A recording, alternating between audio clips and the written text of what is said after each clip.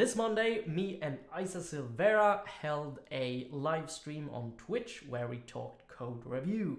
We talked about how you can become a better code reviewer, and we also reviewed some code that you sent into us. We talked about how to express yourself, what we think about Typescript, what we think about linters, over-engineering, rewriting history with readbase, and so much stuff. Thank you so much everyone who joined the live stream. It was so much fun hanging out with you. If you want to catch the next one, we make live streams every Monday. You can go to twitch.tv/funfunfunction to check the schedule and to also click the little follow button so that you get a notification in the Twitch app when we go live. Before we cut to the recording of the stream, I would like to plug today's sponsor, which is CircleCI. CircleCI is a super sleek continuous integration as a service provider. They are Docker based, they are super fast, they have a great free tier that is actually free and no trial or anything, and it works for private projects. Really like them, you should really check them out. Sign up through this link, circleci.funfunfunction.com, to let them know that you came from here. It really helps out the channel. Thank you so much, CircleCI. Now over to the recording of this Monday's Twitch live stream. I don't know, is the sound okay? Let's see what I can do on the settings. Yeah, actually, it's a good opportunity for me to introduce myself. Yeah, that's great, actually. Yes. Oh, very good. My name is Ziza. I'm a software developer for God knows how many years. I think 8 at this point. Right now, I'm working on iZettle, which is a payment company here in Stockholm, Sweden. I just moved as well in January. And yeah, we're gonna talk about code reviews and nice things that you can do and good practices and some of the features as well. It's gonna be fun. And apart from that, I'd like to call myself a professional bullshitter because I give way too many talks. I'm actually trying to slow that down. And yeah, I think I have a special talent, which is to bullshit my way into anything, which is actually a very good skill to have. This is it. I got her perfect. Right. Yeah, is it better? I don't know. I changed from hardware encoding to software encoding. Like I basically have no idea what I'm doing. Okay. And I would like to make a disclaimer here because I saw we requested for volunteers to send us their code sample so we could review it live. And I saw a lot of people panicking over the fact that we might be tyrants in code review. It's not going to be the case. No. First of all, we are nice people. And second of all, I think one very good learning that we're probably going to get here is how you shouldn't be an asshole while code reviewing other people's code. Yeah. Because code review is a big part of the whole rituals in a project and especially in a team. Yeah. And it's very important for you to be as respectful as possible with other people's code. So if you're not, we're not going to be yeah, and I don't think that anybody criticizers. Yeah, and I think that we're gonna spend a lot of time talking today how not to be an asshole, because I don't think that anybody sets out to be an asshole. It's just you accidentally are. Yeah, I think it's funny because I think most times it's just lack of attention, honestly. It's not even intentional or anything, but it's just oh yeah, I have this thing in my mind and I usually communicate this way with my friends or something, so I just don't pay attention to the context and the fact that this person might not know me as well. Yeah. And you just lay it out there in a way that's not nice. So the first pull request that we gathered is a pull request from my friend Leo Balter. If you're watching this, I miss you. He currently maintains the test262 package on TC39, which for basically as a brief explanation, TC39, which is the committee who approves new features and new stuff in the ECMAScript releases, basically have this stages to kind of approve a new feature and say that everybody's on board, this feature should be there, and then they implement it, the technical implementation, and then on a final stage, which is stage 4, they implement the necessary unit tests to make sure that this is working correctly. So Leo, which is my friend, he's part of TC39 in that sense. He implements some unit tests for the new features in JavaScript releases. And we got this PR, which is basically it's just a fix for parsing function to have an optional license header, a license which is basically like the MIT license or whatever it is that we have. In JavaScript, I think it's MIT. Yeah, I have posted this link in the link to this PR in the chat, so you can follow along if you want. So let's start. All right, let's see. Can you increase the? Let's see. The size? Let's or decrease it. Oh yeah, that works. So okay, starting to look to this PR, there's a lot of stuff that I really like. I think it's very important for PRs to have a very descriptive title, and if possible, a good description of what is actually going on in the PR, because usually when we have like a project that is mainly maintained by us and only us, it's very easy to just like open the pull request, don't say anything, and just merge it. But if you ever like open source your project, or if you have a friend helping you out maintaining it, it's going to be really hard to backtrack everything that went on, because most things don't have an explanation. So I think in this PR I see that there is a very consistent description, which is nice, and also a reference to the issue or previous PR where like the problem was identified. So I think that's super cool. Yeah, like it should be noted here that these people are super serious about their crap. It's for instance, like even though this is related to an issue, he still like writes a little bit of a comment here. So if we look into the issue, you can like follow it back to what was actually going on. Yeah. Oh, this is in this case is Inception. A wormhole. Yeah. So this attests around, and you can go back to the actual proposal for the hashbang. So what are we actually looking at here? The hashbang syntax, hashbang grammar. Oh, it's this thing. Yeah. Oh, okay. Which is super nice. That's so cool. Cause like in the way that it works in TC39 is that like on stage 0 is basically just like pitching the idea. On stage 1, you actually get to write an RFC, which is like a proposal of how this feature that you're thinking about works. What are the test cases? I think it's listed. Yeah. Perfect. What are the test cases? And then they identified a champion. A champion's like a person who's gonna be in charge of initiating the discussions about this specific feature. Most times a champion is a person who comes up with the feature in the first place. And then stage 2 is basically just getting to having like a draft of the technical implementation for that feature. And then people discuss about it. Can you... sorry. Yeah. Then if everything goes right on this stage, it goes to the third stage, which is just refining it and getting feedback from everyone in the TC39 community, which is quite a lot of people. Like there's a lot of people from a lot of different companies, tech giants like Google and Mozilla and Apple. Anyway, just so they make sure that their browser is going to implement that in a similar way, so we don't have the same problems as we used to have before, that like a function works in a completely different way in a certain browser. And then when it was finally... a lovely time. Dark times. So if it passes from that stage and everybody's at consensus, then it goes to stage 4, which is the last one. And in that stage, the unit tests that we're reviewing are actually implemented, and that is shipped. And that is on that repo that we were looking at. Yep. Shall we go back? Yes. All right. Back. Yes. There we go. Okay, so maybe we should go to the files changed. Let's have a look. Okay, so we have 4 files changed.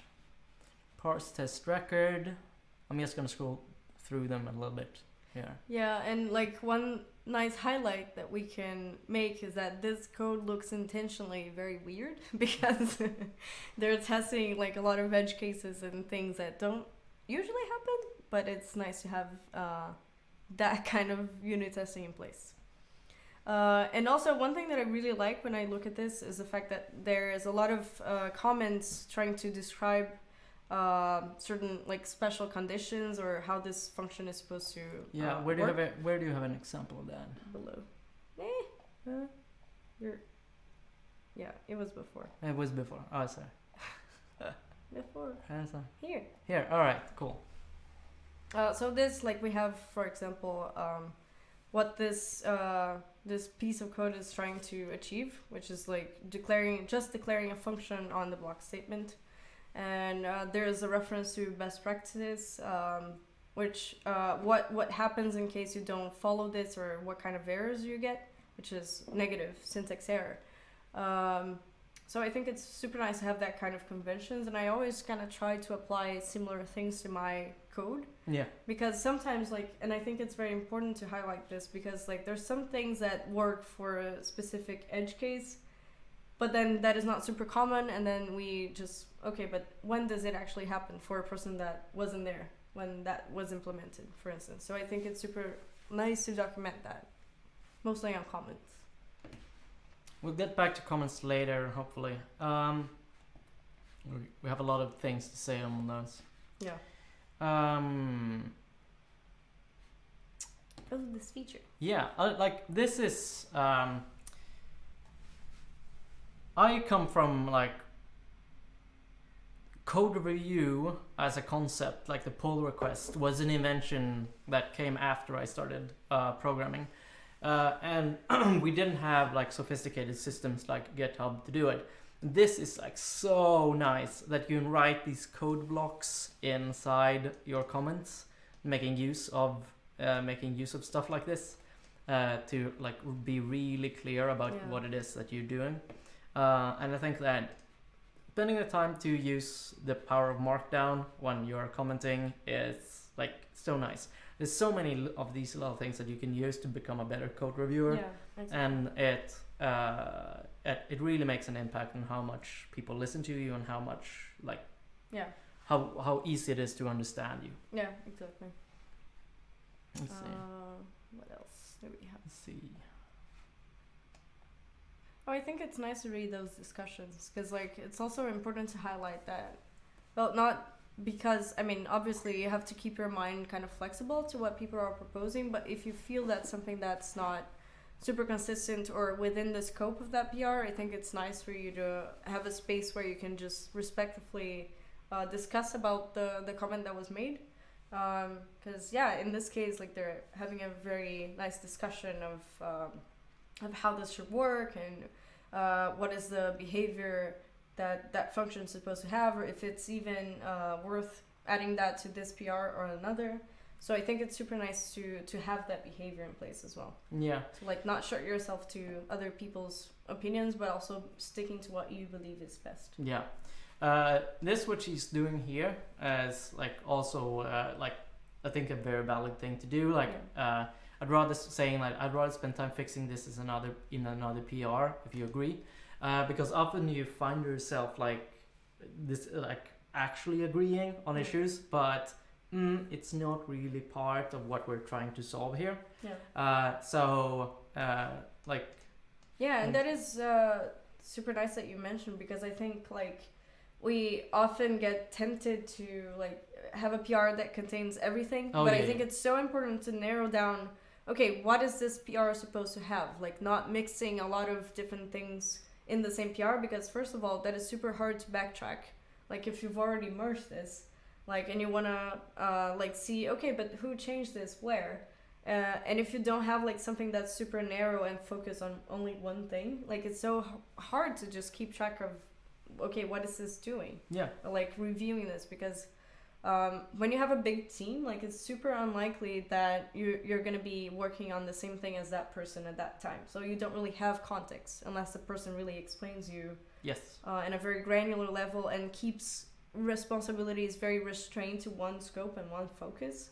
So like it's very important in this case, for instance, like he thought it was better to add that to another PR because that made more sense in the consistency of how things were organized. And I think it's super interesting to have that as well. Yeah, so when we first started looking at what PRs to do for this episode, like a lot of the stuff that Leo sent was like, oh, this is so small, can we really talk about this?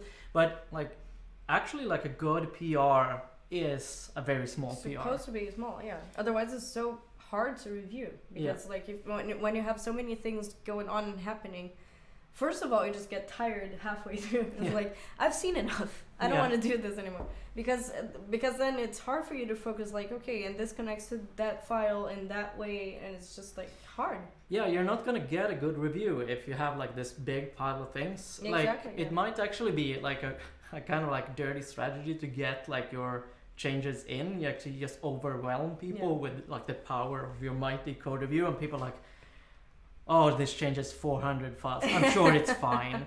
And like that will work. Yeah. Like you will probably, but you won't really get a good review for your code, and you want a good review for your code. It's not a gauntlet that you need to get past. This is a service that your colleagues provide you. Yeah, exactly. Chlorophyll Kid points out that Matthias Binance, Binance. I say Binance. Yeah. He told me that was how his name was pronounced. Oh, you met him? I interviewed him. Of course you did. At Brazil, yes. He's a very nice guy. Yeah, like it's so like these are like mid-level celebrities in the JavaScript community. All of them really. It's so cool to see them like. It's one of the reasons why we decided to get a pull request from TC39 specifically, so we as mortals it's very important for us to see it like this is literally where things get done in the next releases of JavaScript, and it's basically the same workflow. They're not doing anything special, so therefore like this is so close to what we usually do in our jobs or personal projects, and I think it's nice for us to have that ground understanding of like, hey, we're all people here. Yeah. Especially because it makes all the discussion and like all the discussions in open source projects and things that seem larger than life, like React, like CC39, it's very important that people understand that everybody who's behind this are also people with their own lives and their own worries and concerns. So treat everybody with respect. It's super important. Yeah, it's super cool to follow this from like the core. So this is why we chose these reviews, because we are actually seeing JavaScript being built here. Yeah. This is how, like that little syntax that you use in JavaScript, this is how it came to be. Yeah. So it's really super cool. So feel free to while we are talking a lot here, and we're looking at external code here, but if you have any questions or thoughts or reflections on how you do code review or anything, just type it in chat. Yeah, I think we can move on to the next one. Next PR or... Yeah. All right, fair enough. So this is a very different one that we picked. Oh, yes. I'm gonna paste that one in the chat as well. By the way, shout out to everybody who sent us their code samples. You guys are amazing, and this wouldn't be happening if it wasn't for you guys, so thank you for the support. Yeah, that's a tricky thing with doing these code review episodes. I've wanted to do them for a long time, and I was like, where do we get this code from? From you nice people who are like willing to show yourself a bit vulnerable on the internet. So this is just a side project by Raki BTG, and it's a UI for managing Docker containers and images, because I think it's a super nice project idea, because usually we have to do all the commands in a terminal, and like for people that maybe are not super into like terminal so far, and that's more common among like junior developers and all, but it's super nice to have a UI to like clearly show what's happening, and that like maybe people that are not techies can also navigate through. Yeah, and I also like this is also a very good meta exercise to when you're like, in order to understand Docker, I think it's really good to like make a GUI on top of the command line or an API. Like that's a very good way of like it's a very visualizing good practice. it. Yeah. Okay, So let's jump back to the pull request that I picked. So,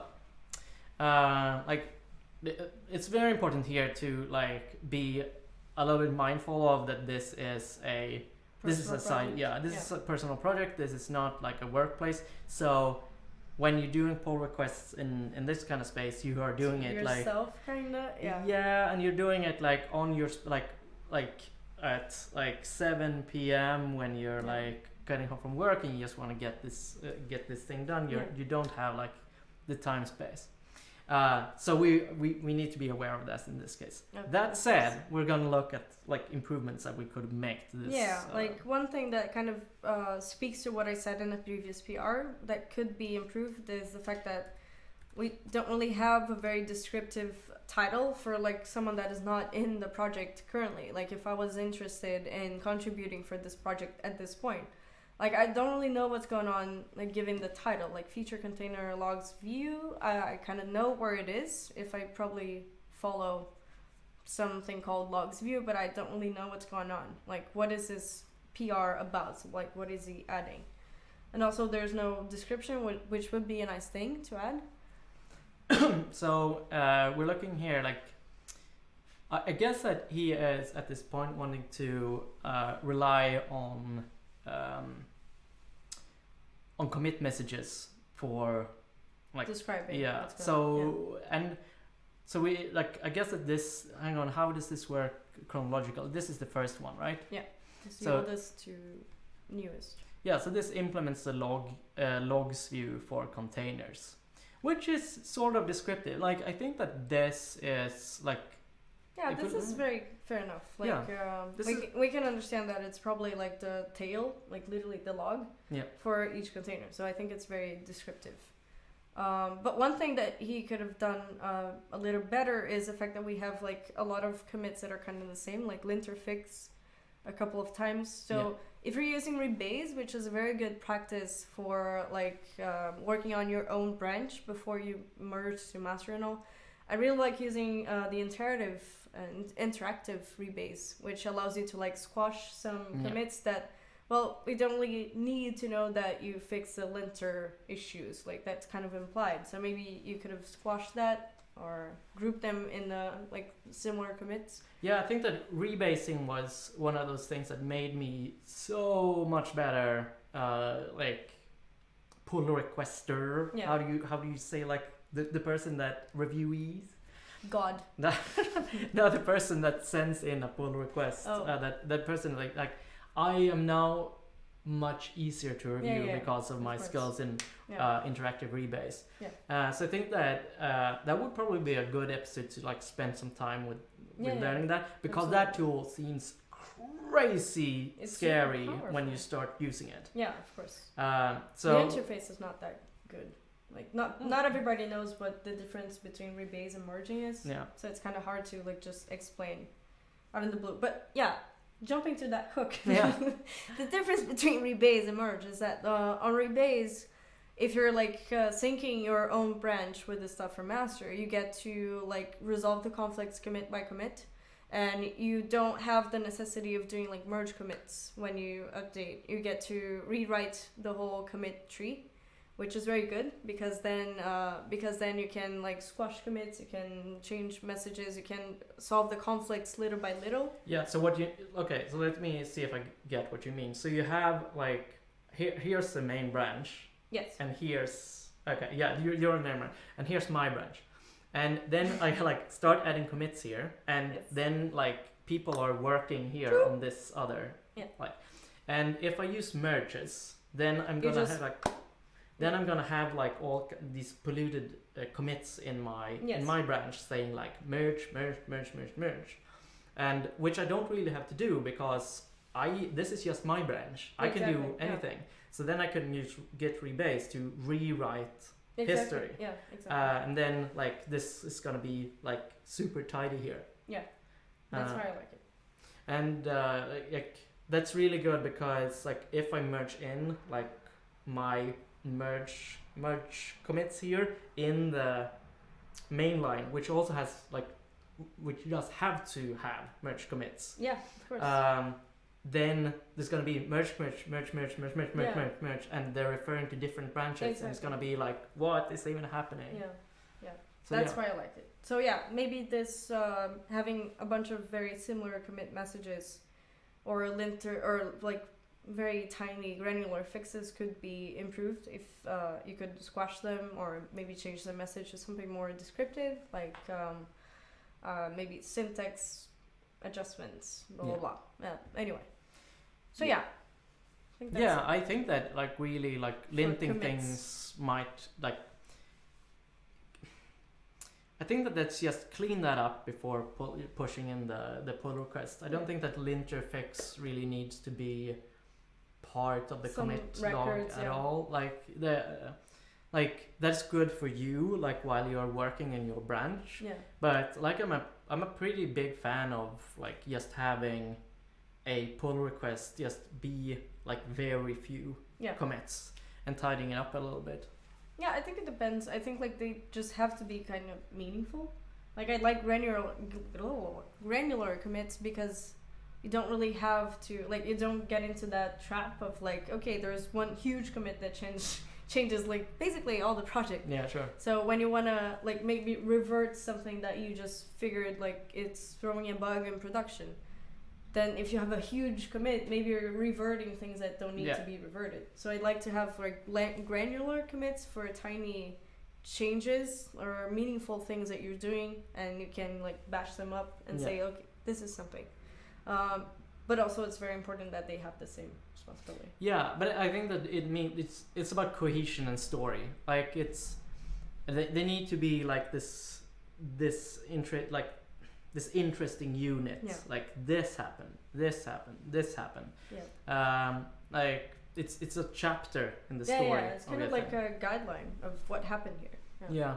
I mean, sometimes I actually like completely unbundle revert my entire commits series of my branch, and then I start like creating new commits in order to create the story. That's nice. Because I it's almost kind of like a narrative. Yeah. Exactly. I guess it's a kind of like damage from like my theater background that I think in stories, but like I really think that that's fundamental to having a person get something. It's to have it as a story narrative, because that's how the brain thinks. Cool. Let's see the files changed section. What actually are we looking for? Right. Maybe more. Yeah. Cool. Okay, so here we have the logs file. Everything looks great. We have a promise. All these operations on a promise. Since it's very dumb, but like if you really want to improve things, since he is already using await, I think async kind of matches here better than a promise, because, well, it depends on the manipulations, but I think async here is better if you don't have like an error handling for that, because if you're not going to do anything on reject, then you just await. But yeah, it's nice. Looks great. Yeah, like... And I like the function title. CMD like a pro. God. That's nice.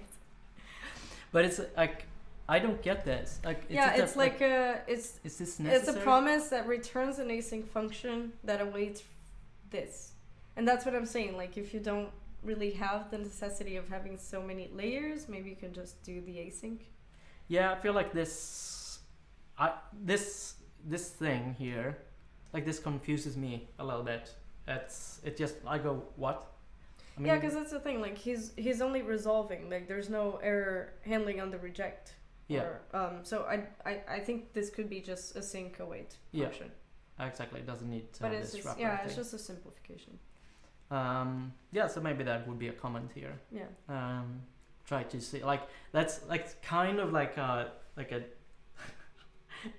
asshole standard comment that I do. Like, yes, can we make this a little bit simpler? No, but I think it's very important, because like sometimes like this kind of comments have helped me a lot in the way that I think about code and problems overall, because back when I was starting to like program as like a day job, I used to overcomplicate a lot of problems that could be simpler. Mainly because like I didn't really took the time before implementing the problem to think about the problem. It was kind of like, just want to get that out of the way. Yeah. So because of that, I didn't really like my solutions were usually over engineered and all. And like after I got some more practice and time, like I understood like sitting down and thinking about the problem without actually implementing or even touching the keyboard is very important.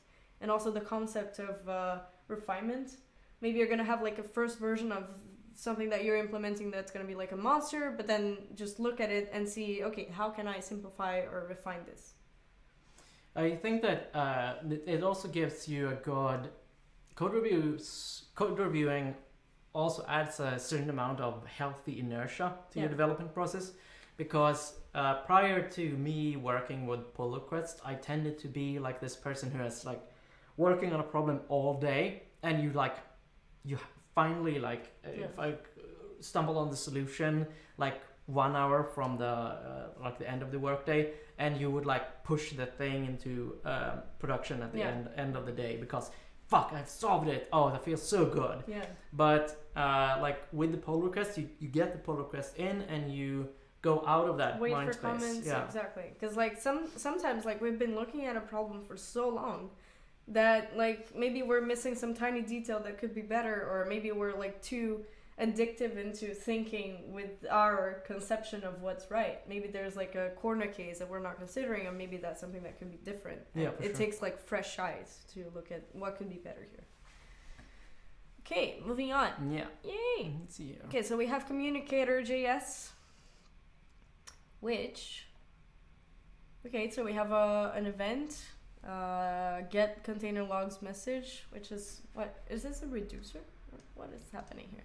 No, okay. No, it's just an event listener. Yeah, it's an exactly. Okay, so yeah, we have the payloads that is going to be parsed from this JSON, which is a tiny fix, not even fix, but a tiny improvement here is like arg doesn't really say much about what this param is. So maybe if you have like a better variable name for this arg, could be better to understand like, okay, but what is specifically going to be parsed here? The logs, the errors. This is actually like a great example of like we talked about earlier, when that question that was posed by, I don't remember whom, about like, is it easier to review TypeScript code or not? Because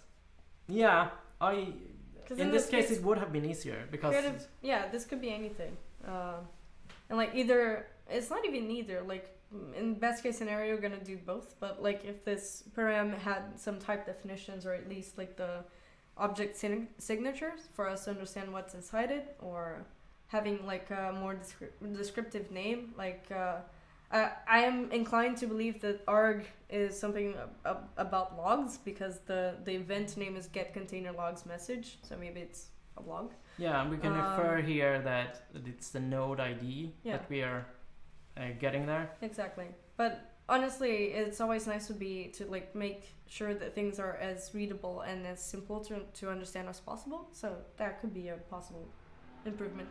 Yeah. And then it just forwards this here. Yeah, this is fine. Yeah. This is super cool. Oh. Ooh. Like commented code. So this is one of the things that tends to like go away as soon as you add code review, because you kind of get a little bit sloppy when you are the only one looking at the code, and like I'll leave this in here, like or like you just miss it really. It's just little things like this that, because a linter can never catch this. It doesn't know if something is a debug statement. I understand the point that some people make, that I just left that commented out because I know that I'm gonna need it in the future. But like we have version control, and we have like very distinctive history of how things looked before, and you can always stash that and put it on a different branch and just save it for later. Because like this way it's very easy to end up with a repo with a lot of dead code and a lot of things that aren't like actually necessary. It just kind of pollute the whole thing. So I always try to stay away from commented code. Yeah, like you can put it, like we have stuff like gists where you can put stuff away, and we have, but like if you are afraid of deleting code, you don't be like, we have version control. You can just revert and jump back in there. Yeah, but basically in this part, I think he's just creating an action, which is really cool. It's a very nice and simple signature for an action.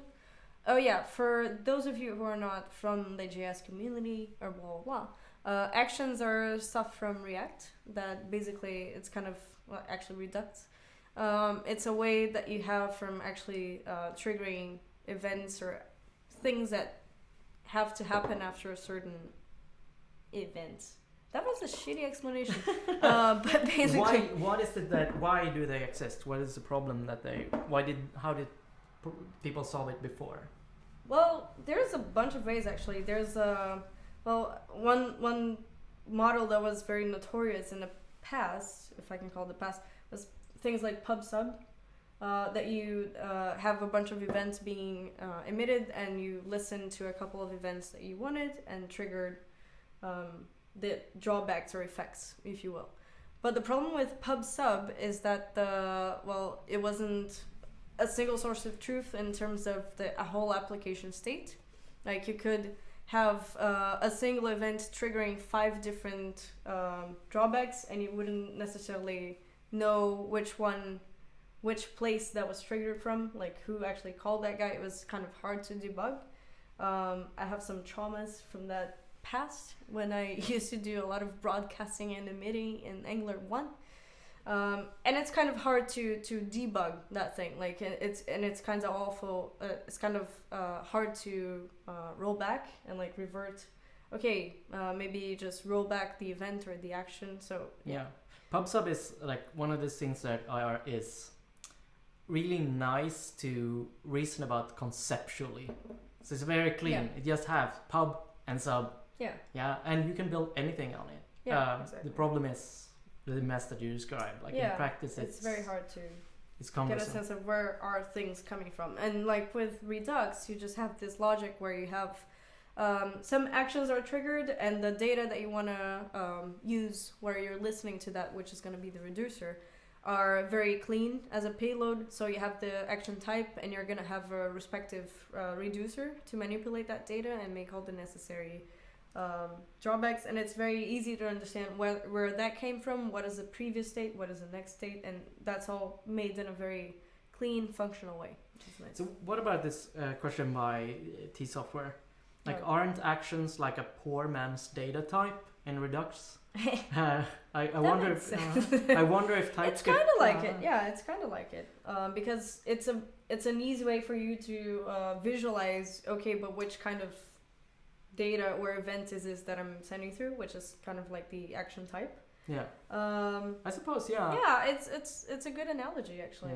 Yeah, maybe like if Redux was written in a TypeScript world where TypeScript was the only thing, maybe we like actions wouldn't exist. Like they probably wouldn't look the way they are. Yeah, I don't know.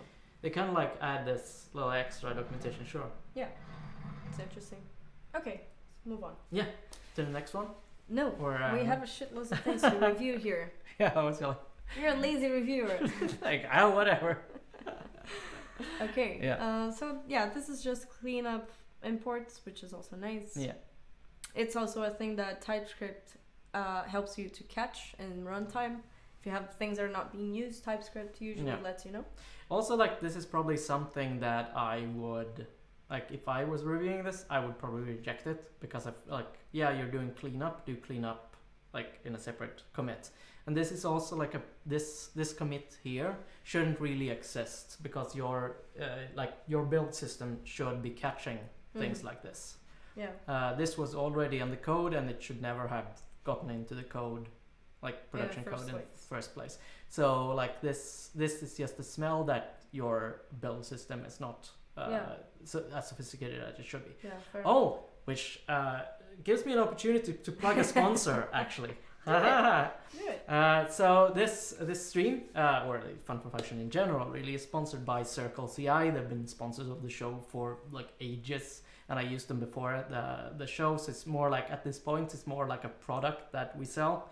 So if you are looking at something to automate your build process and have like something that runs things on your code, like your pull requests and checks your code, or any like auto deployment or anything like that you need, like a robot that does things on your GitHub repositories, CircleCI is excellent. And if you sign up with them, you can use circleci.funfunfunction.com to let them know that you came from here. That helps out the show a lot and like makes our relationship with them a lot better. So please do that and just check them out. I really like them. Oh yeah, and I have a real life use case for that. We are also moving to CircleCI because it's faster than Jenkins. Keep that in mind. Yeah, keep that in mind. It's that's I think that like just to plug like the reasons why I like it. It's as you say, like it's so fast. Yeah, it's really fast. It's really easy to also like parallelize it. Yeah. So they have this cool little graphy thing that shows you like where you have blockers. Yeah, it's very graphic. Like it's all Docker based. Yeah. So like just I'm put everything. I'm a long time adopter of CircleCI. Oh, it's really nice. But Agent 0000 says that ESLint will catch unused imports. Yes, also that's what I used before Typescript, and it's also does the same.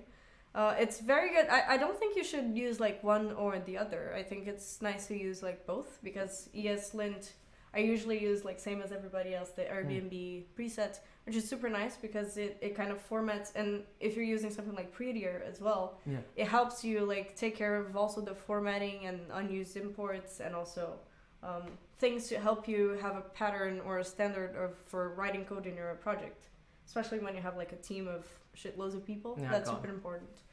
Yeah, I'm like super opinionated about my code with I being obstinate with omitting semicolons and stuff like that. But when it comes to like working in a team, it's so good to just... You have to have a standard. Yeah, have something that just takes away those disagreements and just decides, like, we have decided this is the thing we do. Exactly, yeah.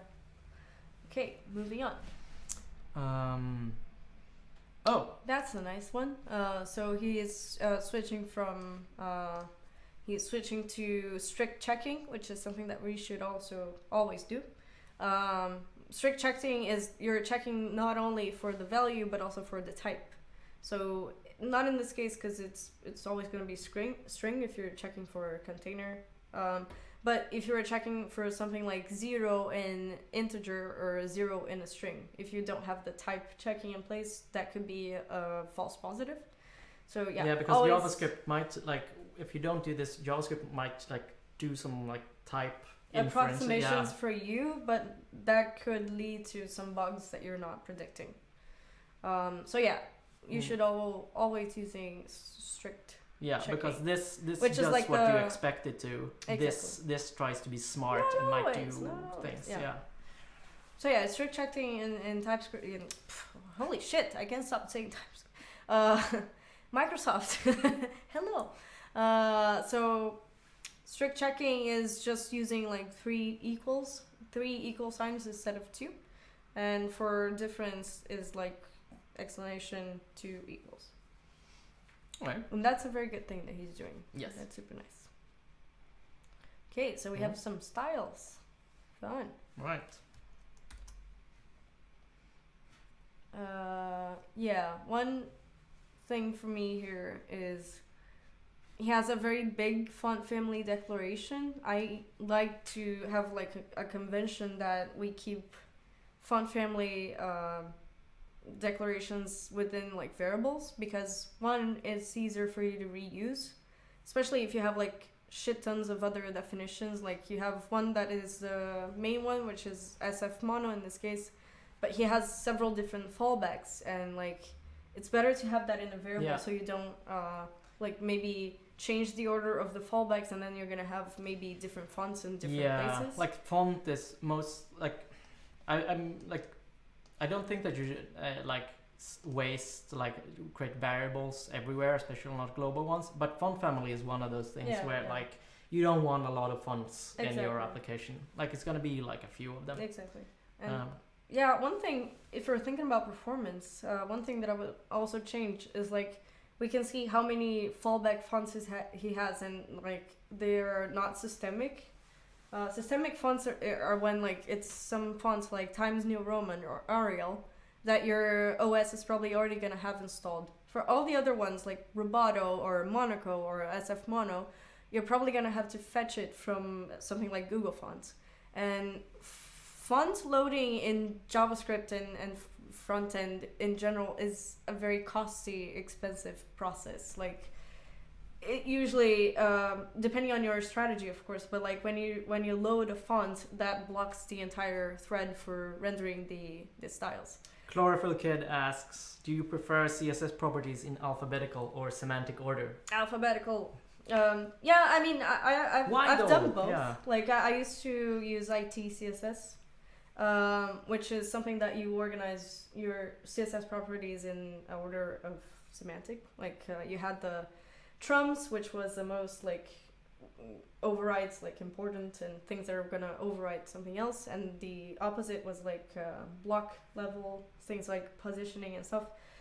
I used to like this, and apparently there's some performance optimizations on top of it, but the thing is that I used to keep having to think for so much time, and that was before we had something like Prettier or ESLint that just reorganized the thing for us. Yeah. So I used to keep having to think of, okay, but position comes before or after margin, like, and I used to have to think a lot.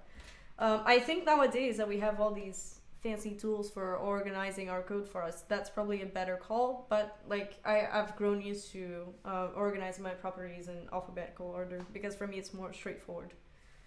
Yeah. As an adult that knows the alphabet. T-Software, but isn't this a system app, so it won't be doing any font fetching? Are these fonts are here to just make it look good on different systems? Yeah, that's a good comment. Yes and no. Like I think that. No, but it's not a system app. It's on web. It's a web app. Yeah, but I think he means like it's made. It's not it's supposed used to look by pretty. employees. Yeah. Like I like to make things pretty. I don't know. Yeah. Especially since this kind of touches performance. Like even if it's a system thing, nobody likes to fucking wait for the fonts to load. So like it's a good practice. Yeah, I think that like developers are way too, like our attitude of having slow development tools, we're way too permissive with that. Yeah, There's exactly. so much waiting for development tools because we're like, developers can wait. Like exactly. it's only users that care about performance. Developers use their tools so much. Yeah. Like it's so important to have like these fast loading and snappy tools like when you work with it. So like let's say that you have like this CLI tool with Docker and it takes like 5 seconds or 1 second or perhaps like 100 milliseconds. Yeah. That's a huge difference in how pleasurable the tool is to use. Yeah, I think we had this bad habit of like for the stuff that are for us or internal tools, we tend to be more sloppy. Yeah. Which is, it kind of speaks to this saying in Brazil, which is like Casa de Ferreiro, Espeto de Pau, which is where on the blacksmith's house, the stick is made of wood. Which is literally like that. When you're doing stuff for yourself, usually you don't perfect your craft enough. True. But that's something that we should do. So Diorogi and Ricky P Music comment like notes the important tag here. Oh, yeah.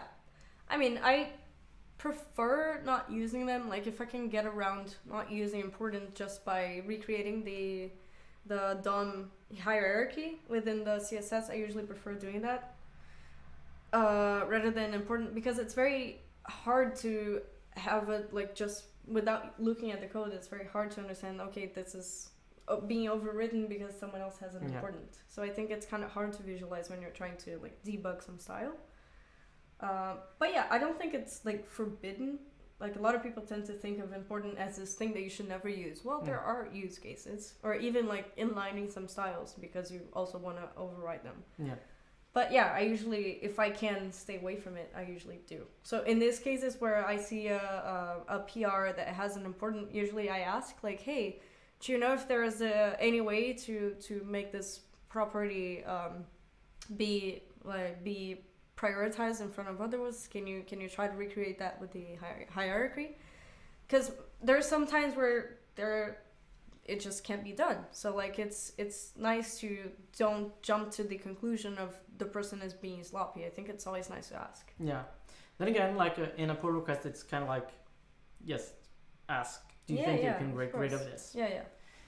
And one last thing, I think, in this CSS part, which is the colors. I always try to put the colors, especially in these cases, in variables, CSS variables, because it's very easy to fall into the trap of like having 50 shades of gray.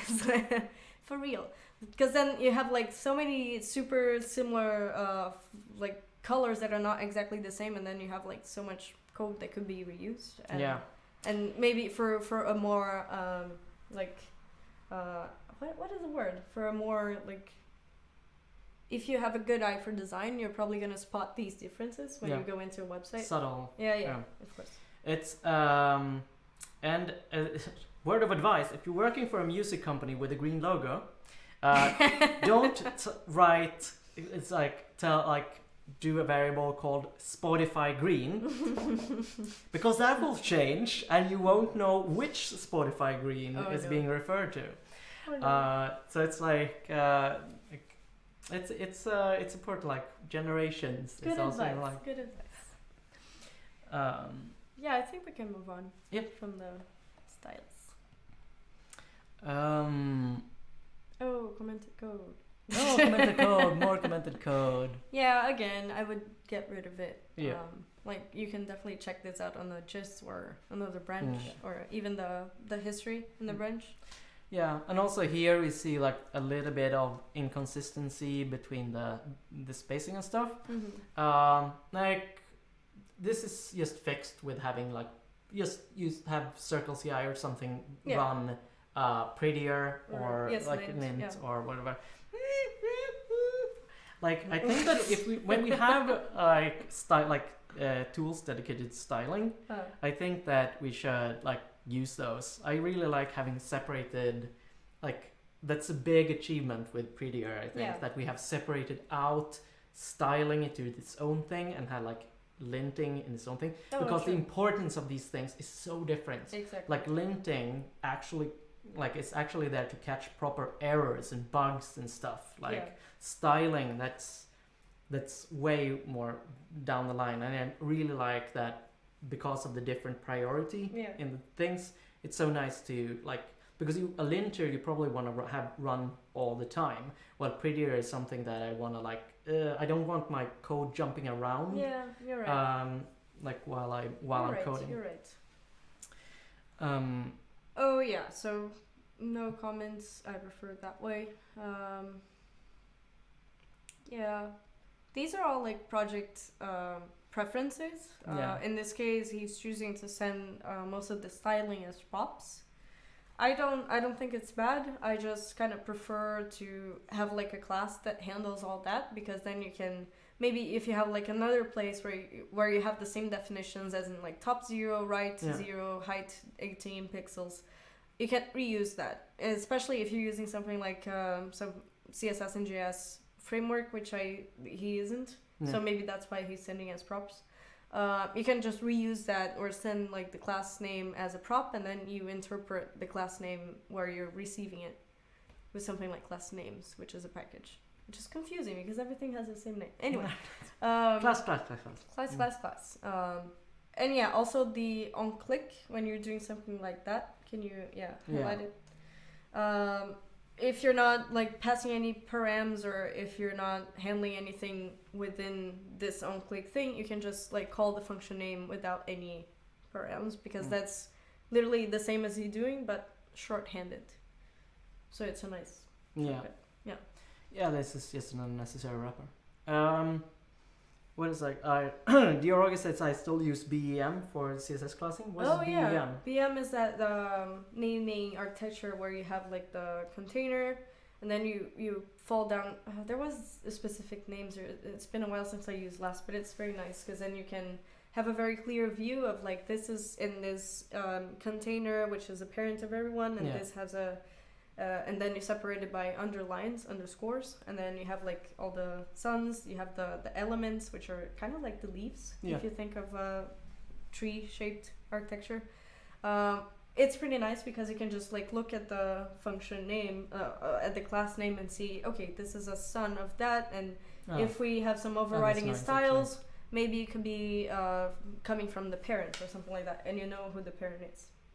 It's nice. It's super nice. I also really enjoy it. But lately I've been using CSS modules, which is also a very good thing because it keeps you from like replicating styles all the time. It just has like a hash. It has the function that the name that you're passing to the class, but then internally they do parsing and turns everything into a single hash that avoids you from like having that annoying thing where you just change something in a class and then it changes in a place where you were not expecting. So I like CSS modules. Right. We're out of time. Holy shit. Yeah, oh, no. that went. No. No, it's so bad. Like 1 hour, like that's not a lot of time. Yeah, that sucks. So I guess we'll wrap this up. Like, you know, do you have any like final questions or considerations? Thoughts?